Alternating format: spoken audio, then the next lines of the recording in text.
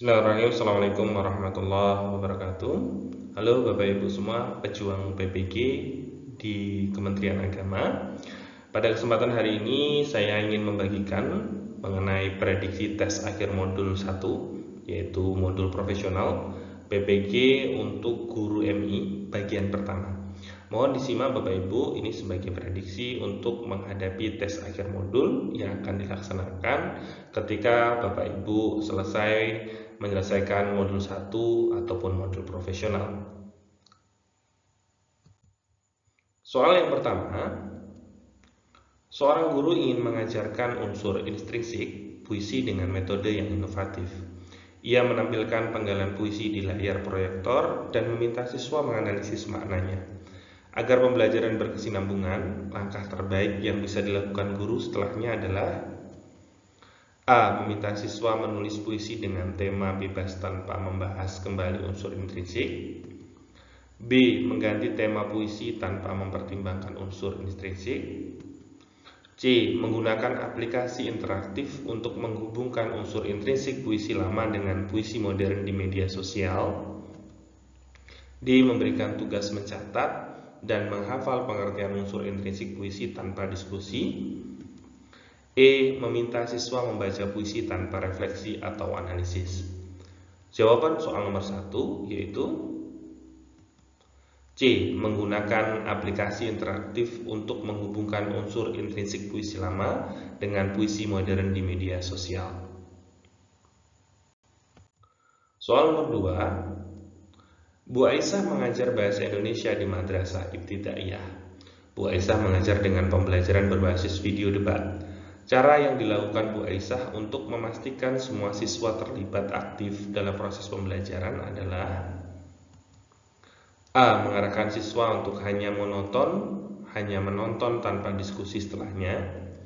B. Menugaskan hanya beberapa siswa untuk berbicara dalam debat lanjutan. C. Membagi siswa dalam kelompok kecil dan meminta untuk mendiskusikan sudut pandang yang berbeda. D. Memberikan tugas individu tanpa interaksi dengan teman sebaya. E. Memberikan video debat tanpa instruksi tugas tambahan. Jawaban soal nomor 2 yaitu C. Membagi siswa dalam kelompok kecil dan meminta untuk mendiskusikan sudut pandang yang berbeda.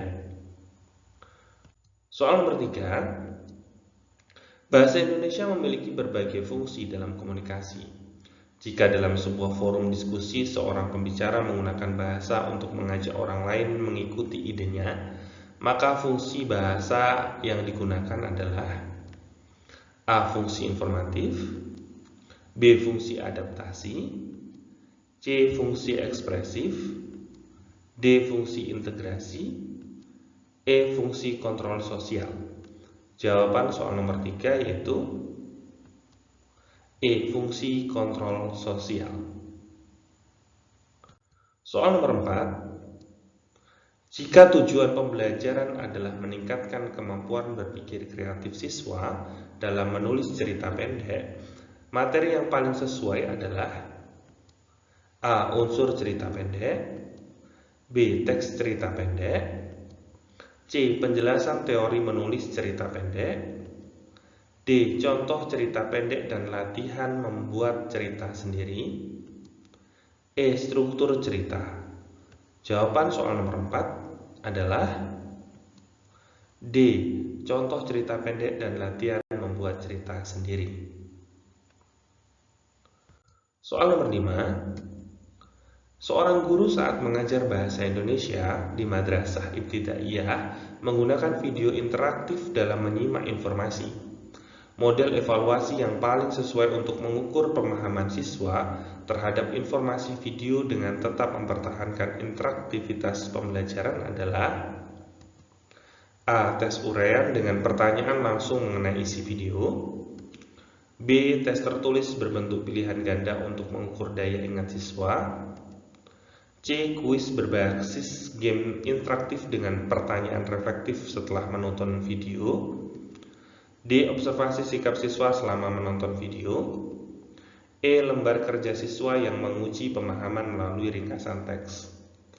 Jawaban soal nomor 5 yaitu C. Kuis berbasis game interaktif dengan pertanyaan reflektif setelah menonton video. Soal nomor 6. Perhatikan pernyataan berikut. 1. Semangat kebersamaan dalam keberagaman. 2. Hak, kewajiban, dan tanggung jawab warga negara. 3. Hak asasi manusia. 4. Konstitusi negara.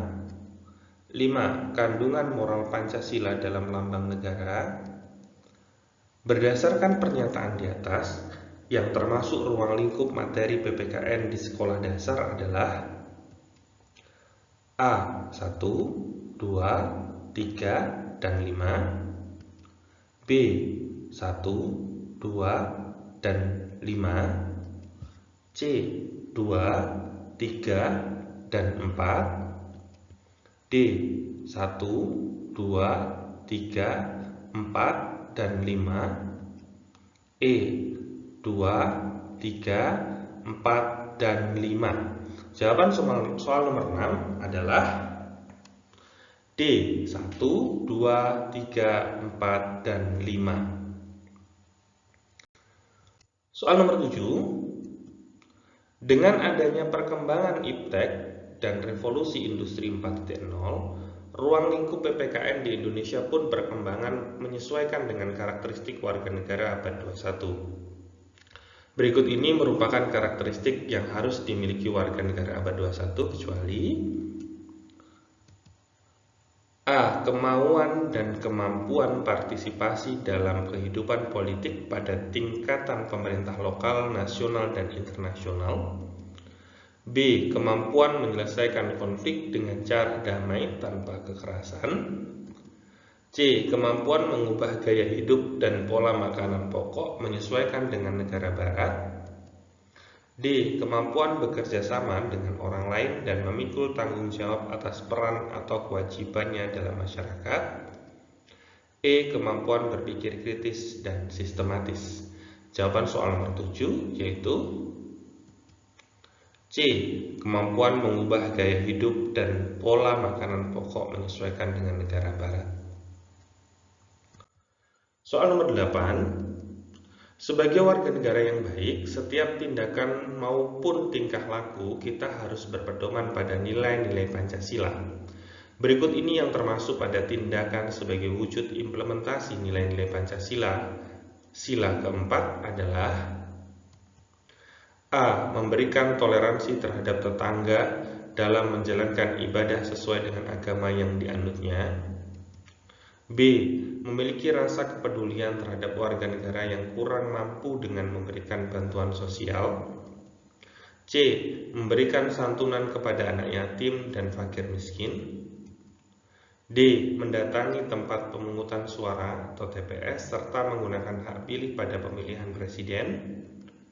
E. Membeli dan menggunakan produk dalam negeri, misalnya sepatu kulit dari Garut. Jawaban nomor 8 adalah D. Mendatangi tempat pemungutan suara atau TPS serta menggunakan hak pilih pada pemilihan presiden. Soal nomor 9. Ideologi adalah suatu kumpulan gagasan, ide-ide dasar, keyakinan, dan kepercayaan yang bersifat dinamis. Pancasila sebagai ideologi negara memiliki 3 dimensi, yaitu dimensi realitas, dimensi idealitas, dan dimensi fleksibilitas. Pernyataan yang sesuai dengan dimensi fleksibilitas dari Pancasila adalah A. Pancasila mengandung adanya tujuan yang dicapai sehingga menimbulkan harapan dan optimis. B. Pancasila mengandung cita-cita yang ingin dicapai dalam berbagai kehidupan bermasyarakat. C. Nilai-nilai dasar yang terkandung dalam Pancasila bersumber dari nilai-nilai real yang hidup dalam masyarakat. D. Nilai-nilai Pancasila harus dijabarkan dalam kehidupan nyata sehari-hari. E. Pancasila sebagai ideologi bersifat terbuka. Jawaban soal nomor 9 adalah E. Pancasila sebagai ideologi bersifat terbuka. Soal nomor 10. Salah satu tantangan dalam penggunaan video pembelajaran sebagai referensi utama dalam proyek kolaboratif adalah kurangnya keterlibatan aktif siswa. Cara-cara berikut yang tidak dapat mengatasi tantangan tersebut adalah: A. Mengajak siswa untuk mendiskusikan isi video dan menghubungkan dengan pengalaman pribadi mereka. B. Memberikan tugas berbasis eksplorasi, di mana siswa harus menemukan contoh penerapan nilai-nilai Pancasila dalam kehidupan sehari-hari. C. Memanfaatkan video sebagai pemantik diskusi sebelum siswa membuat proyek kolaboratif. D. Meminta siswa menonton video kemudian membuat resume dari video secara individu. E. Menggunakan video sebagai bagian dari aktivitas blended learning dengan kombinasi tugas praktik langsung. Soal nomor 10 jawabannya adalah D. Meminta siswa menonton video, kemudian membuat resume dari video secara individu. Soal nomor 11. Perilaku disintegrasi bangsa merupakan ancaman yang sering terjadi pada negara yang memiliki keragaman seperti Indonesia. Disintegrasi bangsa harus segera diatasi agar tidak semakin berkembang luas. Berikut ini yang tidak termasuk upaya yang digunakan dalam mencegah disintegrasi bangsa adalah: A. Mengunggulkan budaya daerah sendiri dan meremehkan budaya daerah lain.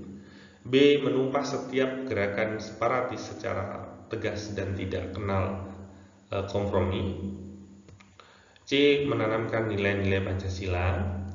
D. Menghilangkan kesempatan untuk perkembangan primordialisme. E. Meningkatkan ketahanan rakyat. Jawaban nomor 11 adalah A. Mengunggulkan budaya daerah sendiri dan meremehkan budaya daerah lain. Soal nomor 12. Seorang guru madrasah ibtidaiyah akan mengajarkan materi peran Indonesia di ASEAN berbasis teknologi digital. Dalam mengintegrasikan teknologi digital ke dalam pembelajaran berbasis proyek melalui infografis digital, aspek-aspek berikut perlu diperhatikan kecuali: A. Pemilihan platform atau aplikasi digital yang sesuai untuk membuat infografis. B. Kesesuaian konten infografis dengan tujuan pembelajaran dan tingkat pemahaman siswa. C. Keterampilan siswa dalam menggunakan teknologi digital untuk membuat infografis. D. Ketepatan data dan informasi yang ditampilkan dalam infografis terkait peran Indonesia di ASEAN. E. Kecepatan penyelesaian proyek tanpa memperhatikan kualitas infografis yang dibuat. Jawaban nomor 12 adalah E. Kecepatan penyelesaian proyek tanpa memperhatikan kualitas infografis yang dibuat. Soal nomor 13. Suatu sekolah ingin mengembangkan profil pelajar Pancasila melalui pembelajaran keberagaman. Kegiatan berikut yang tidak dapat mendukung pengembangan karakter beriman, bertakwa kepada Tuhan Yang Maha Esa, dan berakhlak mulia adalah: A. Mengadakan diskusi tentang keberagaman agama, budaya, dan adat istiadat di Indonesia. B. Melaksanakan kegiatan bakti sosial yang melibatkan siswa dari berbagai latar belakang agama dan budaya. C. Mewajibkan siswa mengikuti kegiatan keagamaan tertentu yang sudah ditentukan oleh sekolah. D. Membuat pameran budaya yang menimbulkan keberagaman tradisi di Indonesia. E. Mendorong siswa untuk menghormati teman yang memiliki perbedaan keyakinan dengan cara yang inklusif. Jawaban nomor 13 adalah C. Mewajibkan siswa mengikuti kegiatan keagamaan tertentu yang sudah ditentukan oleh sekolah. Soal nomor 14. Nilai-nilai yang terkandung dalam sila-sila Pancasila penting untuk dilaksanakan di lingkungan keluarga, sekolah, dan masyarakat. Berikut ini yang termasuk pada nilai-nilai Pancasila. Sila ketiga adalah: A. Menolong saudara yang sedang kesulitan. B. Mengutamakan kepentingan bersama. C. Berdoa sebelum beraktivitas. D. Bertanggung jawab melaksanakan hasil keputusan musyawarah. E. Bersikap adil. Jawaban nomor 14 adalah B. Mengutamakan kepentingan bersama. Soal nomor 15. Salah satu tugas DPR dalam fungsi pengawasan adalah A. Mengawasi pelaksanaan undang-undang yang telah dibuat dan disahkan. B. Menilai kebijaksanaan presiden dan memutuskan apakah presiden harus mundur atau tidak. C. Menggantikan tugas Mahkamah Agung dalam memutuskan perkara hukum. D. Menyusun program pembangunan daerah tanpa melibatkan pemerintah daerah. E. Memimpin sidang kabinet untuk membahas kebijakan nasional.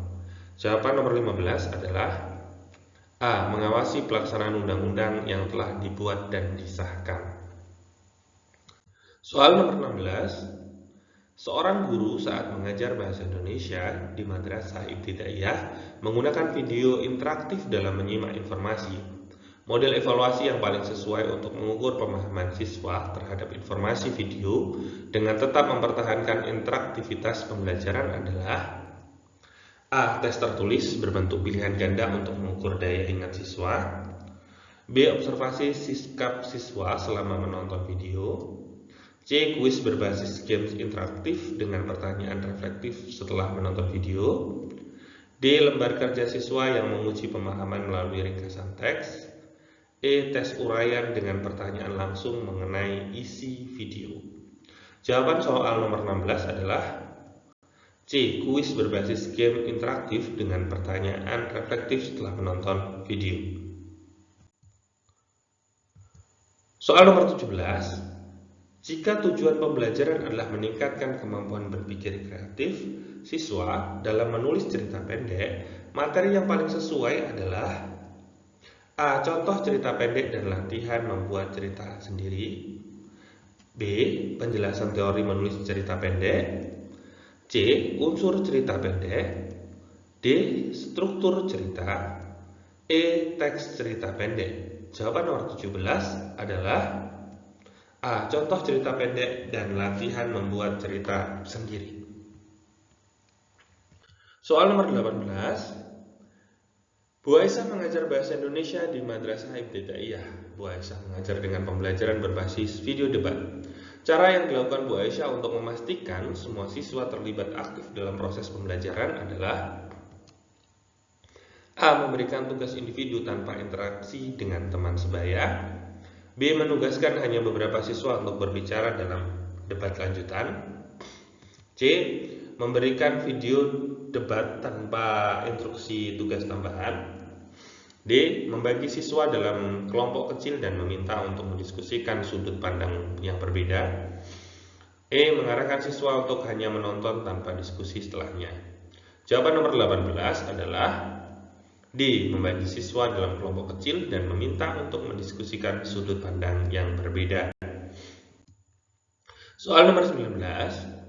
Seorang guru ingin mengajarkan unsur intrinsik puisi dengan metode yang inovatif, yang menampilkan penggalan puisi di layar proyektor dan meminta siswa menganalisis maknanya. Agar pembelajaran berkesinambungan, langkah terbaik yang bisa dilakukan guru setelahnya adalah A. Meminta siswa menulis puisi dengan tema bebas tanpa membahas kembali unsur intrinsik. B. Menggunakan aplikasi interaktif untuk menghubungkan unsur intrinsik puisi lama dengan puisi modern di media sosial. C. Memberikan tugas mencatat dan menghafal pengertian unsur intrinsik puisi tanpa diskusi. D. Meminta siswa membaca puisi tanpa refleksi atau analisis. E. Mengganti tema puisi tanpa mempertimbangkan unsur intrinsik. Jawaban nomor 19 adalah B. Menggunakan aplikasi interaktif untuk menghubungkan unsur intrinsik puisi lama dengan puisi modern di media sosial. Soal nomor 20. Bahasa Indonesia memiliki berbagai fungsi dalam komunikasi. Jika dalam sebuah forum diskusi, seorang pembicara menggunakan bahasa untuk mengajak orang lain mengikuti idenya, maka fungsi bahasa yang digunakan adalah A. Fungsi ekspresif. B. Fungsi adaptif. C. Fungsi kontrol sosial. D. Fungsi integrasi. E. Fungsi informatif. Jawaban nomor 20 adalah C. Fungsi kontrol sosial. Soal nomor 21. Seorang guru mengajarkan siswa untuk membaca teks berita dengan tujuan agar siswa dapat membedakan antara fakta dan opini. Manfaat utama dari keterampilan ini dalam kehidupan sehari-hari adalah A. Agar siswa mampu membaca cepat. B. Agar siswa lebih percaya diri pada media sosial. C. Agar siswa dapat memenangkan perdebatan. D. Agar siswa dapat menulis berita yang lebih menarik. E. Agar siswa tidak mudah terpengaruh oleh berita hoax. Jawaban yang tepat nomor 21 adalah E. Agar siswa tidak mudah terpengaruh oleh berita hoax. Soal nomor 22. Perhatikan paragraf berikut. Firman menasihati Musa agar dirinya belajar mengendarai sepeda motor. 2. Supaya dirinya tak selalu mengantungkan dirinya kepada Firman untuk mengantarkannya kemana-mana. 3. Kini Firman telah sibuk bekerja sehingga tak punya banyak waktu untuk mengantar Musa pergi ke kampusnya. 4. Bulan depan Musa sudah mulai aktif kuliah lagi. Berdasarkan paragraf di atas, yang tidak termasuk pada kalimat efektif adalah A. 1 dan 2, B. 1 dan 4, C. 2 dan 3, D. 2 dan 4. Jawaban kemudian yang E, 3 dan 4. Jawaban yang untuk nomor 22 adalah A. 1 dan 2. Soal nomor 23. Bacalah penggalan puisi berikut. Aku begitu rindu, tetapi waktu kini ia telah pergi selamanya. Aku sudah tak bisa bercakap bersama. Semoga ia tenang di sisinya. Maksud penggalan puisi di atas adalah A. Orang yang dirindukan sedang merantau. B. Orang yang dirindukan sedang sakit parah. C. Orang yang dirindukan menjauh. D. Orang yang dirindukan hilang ingatan. E. Orang yang dirindukan telah meninggal. Jawaban nomor 23 adalah E. Orang yang dirindukan telah meninggal. Soal nomor 24. Perhatikan penggalan cerita berikut. Mama menepuk dahinya.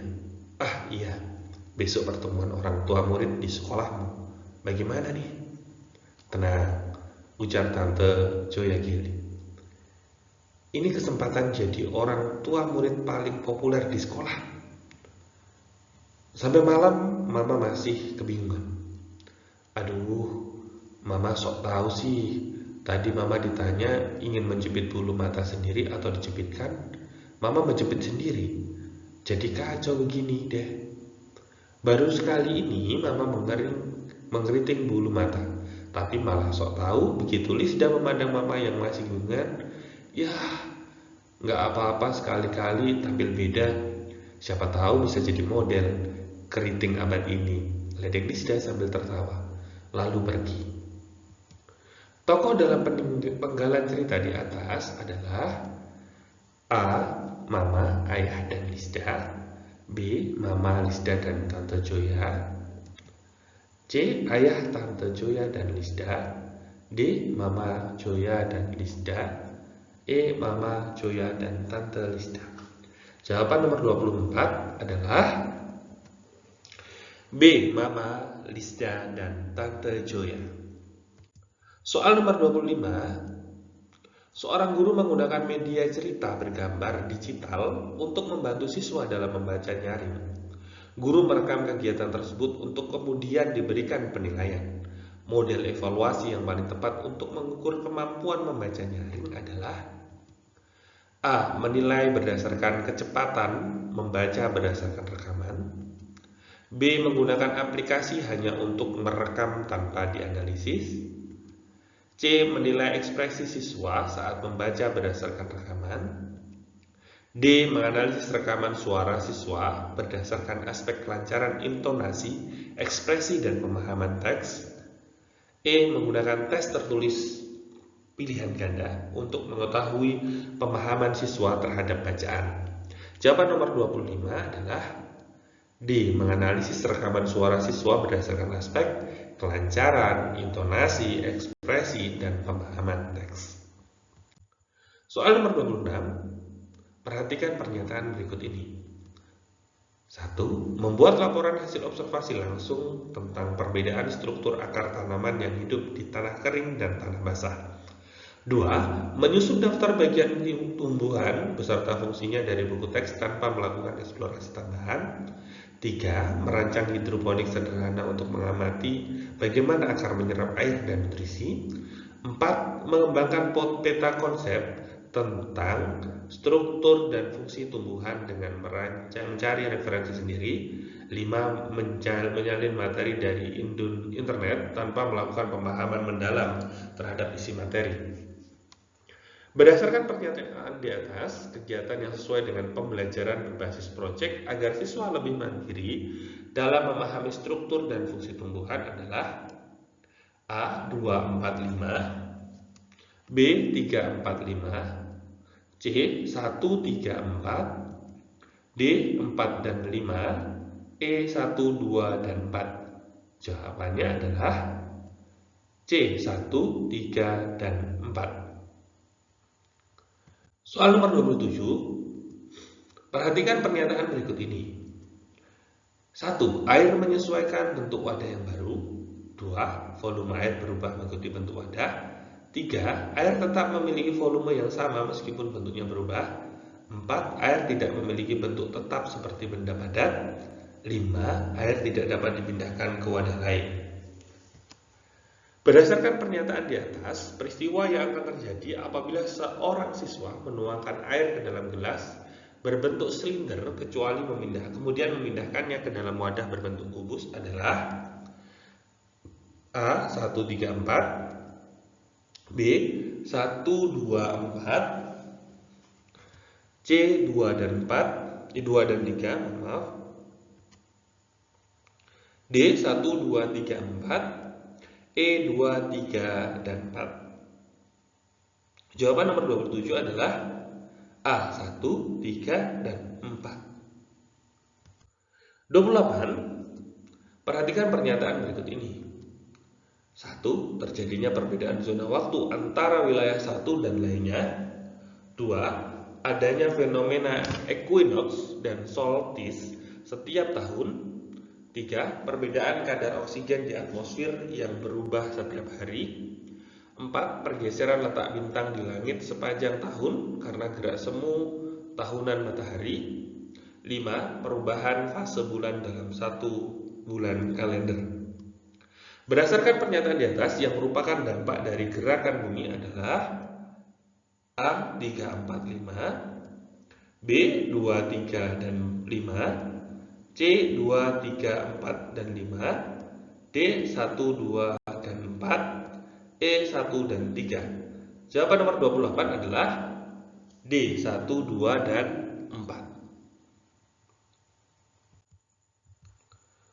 29. Organ-organ pada sistem pencernaan manusia dapat dibedakan menjadi saluran pencernaan dan kelenjar pencernaan. Berikut ini organ-organ yang merupakan saluran pencernaan dan sekaligus kelenjar pencernaan adalah A. Lambung dan hati, B. Lambung dan usus halus, C. Usus halus dan hati, D. Pankreas dan hati, E. Pankreas dan usus halus. Jawaban nomor 29 adalah C. Usus halus dan hati.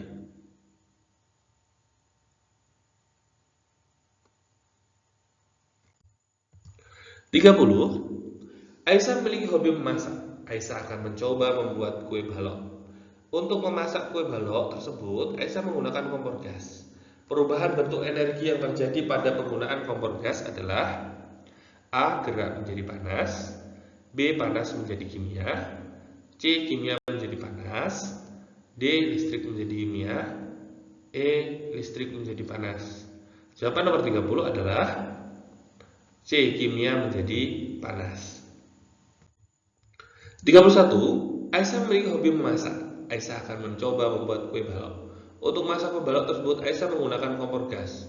Perubahan bentuk energi yang terjadi pada penggunaan kompor gas adalah A. Kimia menjadi panas, B. Panas menjadi kimia, C. Listrik menjadi panas, D. Listrik menjadi kimia, E. Gerak menjadi panas. Jawaban adalah A.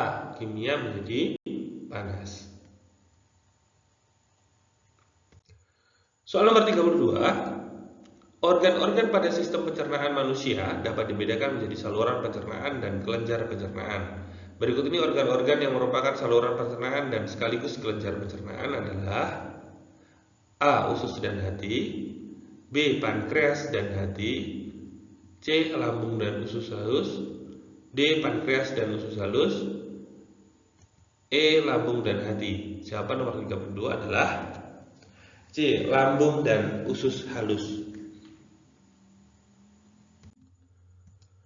Aska sedang mandi di kolam yang jernih. Soal nomor 33. Tiba-tiba Aska kaget melihat kakinya kelihatan lebih pendek dari yang sebenarnya. Kejadian yang dialami oleh Aska sebenarnya berhubungan dengan sifat cahaya, yaitu A. Cahaya dapat diuraikan, B. Cahaya dapat dipantulkan, D. Cahaya menembus benda bening, D. Cahaya merambat lurus, D. Cahaya dapat dibiaskan. Jawaban nomor 33 yaitu E. Cahaya dapat dibiaskan. Soal nomor 34. Perhatikan pernyataan berikut ini. 1. Air menyesuaikan bentuk wadah yang baru. 2. Volume air berubah mengikuti bentuk wadah. 3. Air tetap memiliki volume yang sama meskipun bentuknya berubah. 4. Air tidak memiliki bentuk tetap seperti benda padat. 5. Air tidak dapat dipindahkan ke wadah lain.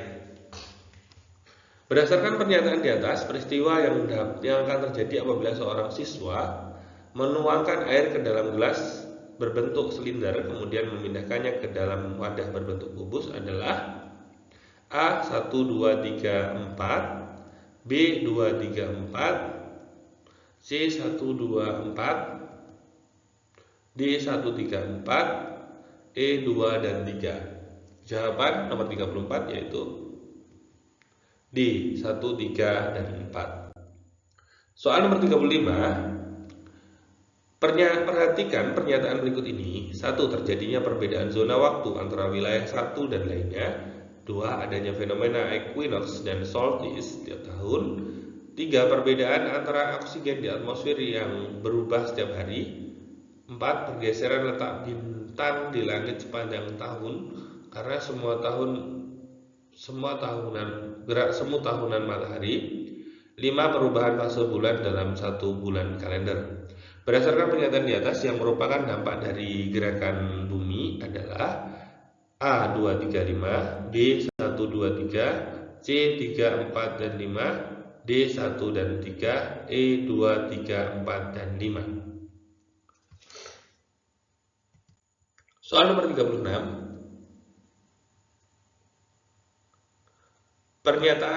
Perhatikan pernyataan berikut ini. 1. Membuat laporan hasil observasi langsung tentang perbedaan struktur akar tanaman yang hidup di tanah kering dan tanah basah. 2. Menyusun daftar bagian tumbuhan beserta fungsinya dari buku teks tanpa melakukan eksplorasi tambahan. 3. Merancang hidroponik sederhana untuk mengamati bagian akar menyerap air di nutrisi. 4. Mengembangkan peta konsep tentang struktur dan fungsi tumbuhan dengan mencari referensi sendiri. 5. Menyalin materi dari internet tanpa melakukan pemahaman mendalam terhadap isi materi. Berdasarkan pernyataan di atas, kegiatan yang sesuai dengan pembelajaran berbasis proyek adalah proyek agar siswa lebih mandiri dalam memahami struktur dan fungsi tumbuhan adalah A. 2, 4, 5, B. 1, 2, 4, C. 3, 4, 5, D. 1, 3, dan 4, E. 4, dan 5. Jawaban nomor 36 adalah D. 1, 3, dan 4. Soal nomor 37. Seorang guru madrasah ibtidaiyah akan mengajarkan materi mengenai energi mekanik. Materi prasyarat yang harus dikuasai oleh siswa sebelum mempelajari materi tersebut adalah A. Jenis gelombang elektromagnetik, B. Gaya tarik-menarik pada magnet, C. Perpindahan energi melalui gaya, D. Reaksi kimia dan penyusunan molekul, E. Konduksi panas pada benda padat. Jawaban nomor 37 adalah C. Perpindahan energi melalui gaya. 38. Perhatikan pernyataan berikut ini. 1. Siswa A mengatakan bahwa pada rangkaian paralel tegangan pada setiap cabang rangkaian berbeda.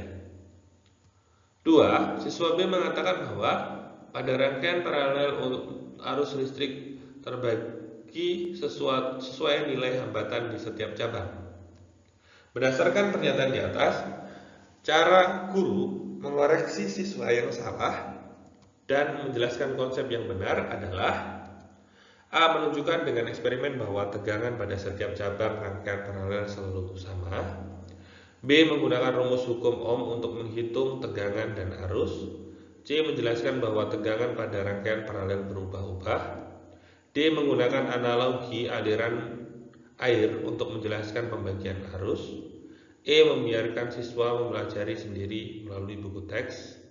Jadi jawaban nomor 38 adalah A. Menunjukkan dengan eksperimen bahwa tegangan pada setiap cabang rangkaian paralel selalu sama. Soal nomor 39. Guru ingin siswa bekerja dalam kelompok untuk menyelesaikan proyek tentang pesawat sederhana.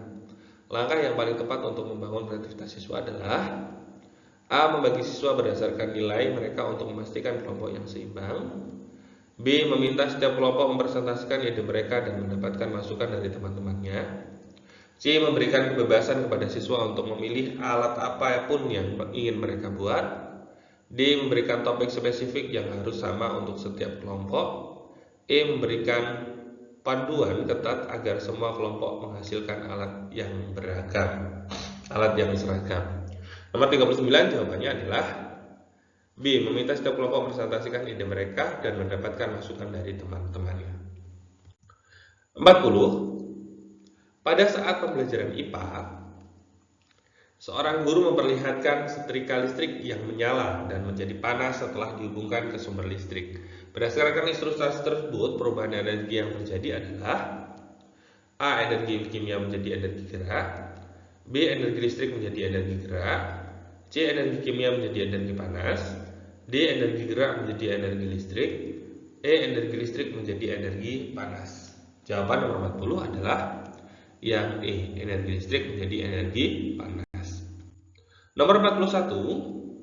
Pembelajaran IPS di sekolah dasar ditinjau dari ruang lingkup hubungan mencakup hubungan sosial, hubungan ekonomi, hubungan psikolog, hubungan budaya, hubungan sejarah, hubungan geografi, dan hubungan politik.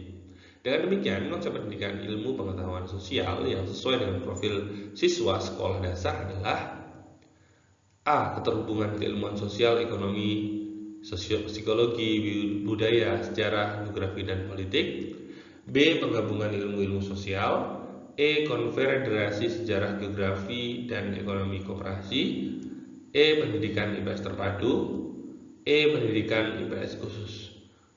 Jawaban nomor 41 adalah A. Keterhubungan keilmuan sosial, ekonomi, psikologi, budaya, sejarah, geografi, dan politik.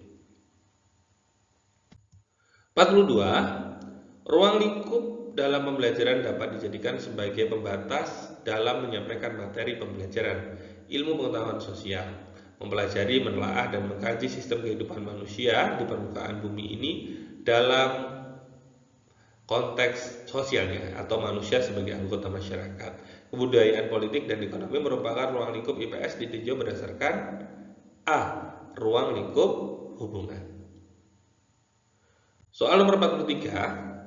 Peta merupakan alat bantu yang mempermudah pengguna untuk mengetahui beragam informasi yang ada di bumi. Berdasarkan isinya, peta dikelompokkan ke dalam beberapa kategori: peta persebaran pariwisata, peta kepadatan penduduk, dan peta persebaran flora fauna termasuk pada kategori A. Peta fotografi, B. Peta korografi, C. Peta tematik, D. Legenda peta, dan E. Peta persebaran. Jawaban nomor 43 adalah C. Peta tematik. Nomor 44. Perkembangan ilmu pengetahuan dan teknologi telah mendorong aktivitas umat manusia pada lintas bangsa dan negara, sehingga mengarah pada era globalisasi. Globalisasi dapat menimbulkan dampak positif dan negatif. Berikut ini yang merupakan dampak negatif globalisasi di bidang ekonomi adalah: A. Makin menguatnya sektor produksi dalam negeri. B. Menguatkan menguatnya produksi di sektor kerajinan dan budaya. C. Murahnya produksi luar negeri yang masuk ke negara. D. Munculnya keragaman jenis pekerjaan baru. E. Merebaknya industri kreatif dan dalam negeri. Jawaban nomor 44 adalah C. Murahnya produksi luar negeri yang masuk ke negara. 45. Perhatikan pernyataan berikut. 1. Negara semakin modern. 2. Meningkatnya budaya konsumtif secara sesaat. 3. Mempermudah manusia dalam berinteraksi. 4. Meningkatkan pendapatan sektor asing. Berdasarkan data di atas, dampak positif globalisasi ditunjukkan oleh nomor A 1 dan 2, B 1 dan 3, C 2 dan 3, D 3 dan 2 dan 4, E 3 dan 4. Jawabannya adalah B 1 dan 3. 46. Konsep-konsep seperti kebudayaan, tradisi, adat istiadat, bahasa, sistem kekerabatan, dan religi termasuk jenis konsep dalam ilmu pengetahuan sosial ada, yaitu A. Konsep dalam ilmu antropologi, B. Konsep dalam ilmu sejarah, C. Konsep dalam ilmu ekonomi, D. Konsep dalam ilmu geografi, E. Konsep dalam psikologi sosial. Jawaban nomor 46 adalah konsep dalam ilmu antropologi. 47. Di bawah ini yang merupakan peran individu dalam keluarga adalah A. Menyediakan dukungan emosional dan finansial, B. Menetapkan kebijakan pemerintah, C. Mengatur pertemuan masyarakat, D. Mengawasi sekolah, E. Memimpin organisasi nirlaba. Jawaban nomor 47 adalah A. Menyediakan dukungan emosional dan finansial. 48. Salah satu fungsi keluarga adalah mengembangkan proses interaksi dalam keluarga. Hal tersebut merupakan fungsi sosial keluarga, yaitu A. Fungsi afektif, B. Fungsi perawatan kesehatan, C. Fungsi ekonomi, D. Fungsi reproduksi, D. Fungsi sosialisasi. Jawaban nomor 48 adalah E. Fungsi sosialisasi. Nomor 49. Fungsi utama keluarga dalam pendidikan anak adalah A. Menyediakan hiburan dan rekreasi, B. Mengatur pola makan dan tidur anak, C. Menentukan karir masa depan anak, D. Mengajarkan nilai-nilai dan moral norma sosial, E. Mengelola keuangan keluarga. Jawaban yang tepat adalah D. Mengajarkan nilai-nilai dan norma sosial. Nomor 50, nomor terakhir ya Bapak Ibu semua ya. Berikut ini yang merupakan tantangan dan mengajarkan IPS di Madrasah Ibtidaiyah adalah meningkatkan minat siswa terhadap sejarah dan geografi, B. Menyampaikan informasi faktual tanpa konteks, C. Menjaga disiplin di kelas selama pembelajaran berlangsung, D. Menerapkan metode pengajaran tradisional yang monoton, E. Menghadirkan konsep-konsep kompleks dari ilmu sosial yang sulit dipahami oleh anak-anak. Soal nomor 50 jawabannya adalah A. Meningkatkan minat siswa terhadap sejarah dan geografi. Baik Bapak Ibu semua, demikian yang bisa saya bagikan. Ini adalah bagian 1, sehingga nanti akan hadir bagian 2. Mohon tetap disimak Bapak Ibu. Saya kira wassalamualaikum warahmatullahi wabarakatuh.